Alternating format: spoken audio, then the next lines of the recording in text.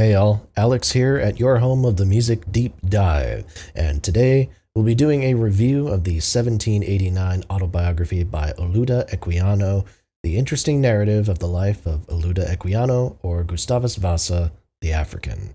Olaudah Equiano, born around 1745 in Igboland, died the 31st of March 1797 in Westminster, Middlesex. Born in modern-day Nigeria, Equiano was kidnapped and sold into slavery at age 11, after which time he spent the following years both in the West Indies and in England working for a naval officer and a merchant seaman. After buying his freedom in 1766, Equiano spent another decade sailing before he settled in England and became a prominent leader in the country's abolitionist movement. His public speaking and the publication of this autobiography lent him not just national prominence but international prominence, as his activism shed a spotlight not just on the horrors of slavery, but of the risks even of being a free black man. Equiano was also a devout Christian, and his writing discusses the trials of his faith and the tests it went through throughout his life. Now, a bit of context here, I am reading this book as part of a four-part series based off of this collection here, The Classic Slave Narratives, edited by Henry Louis Gates Jr., so I'll be reviewing and discussing one of these books each kind of per day this week to kind of lend that attention to some of the prominent slave narratives of that era, so just know that is the collection I'm referencing and the edition that I'm referencing as we kind of move forward here. The big thing I want to communicate for people looking to check this book out is that the writing style does feel its age. It is made out of the type of rambling, kind of multi-clause sentences that typifies most formal writing of the era. Now, the prose is not impenetrable, so don't get freaked out by me having said that, but if you're reading this coming out of something like Frederick Douglass's narrative, it is going to read a bit more densely. Equiano's story cuts through either way, though, and what is really interesting about it is how it captures the reader's attention not only through the descriptions of his own suffering, but also for the adventures he had and how he had to kind of maneuver his way through those adventures. Like, this fellow did a lot during his lifetime. You have to remember as well that stories about sailing and traveling the world dominated lists of best-selling books during this time. This was post Robinson Crusoe by about 60 years at this point. And Equiano's descriptions of the different places he sailed to would be interesting really under any context.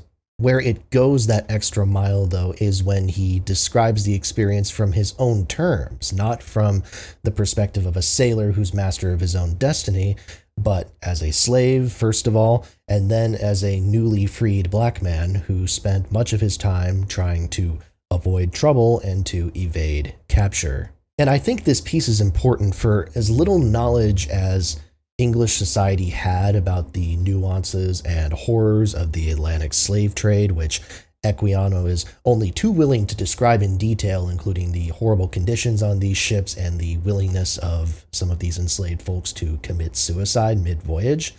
I think English society knew even less about what it was like to be a black man out of chains, living free in name, but still being subject to discrimination and to people attempting to recapture him and force him into slavery once again.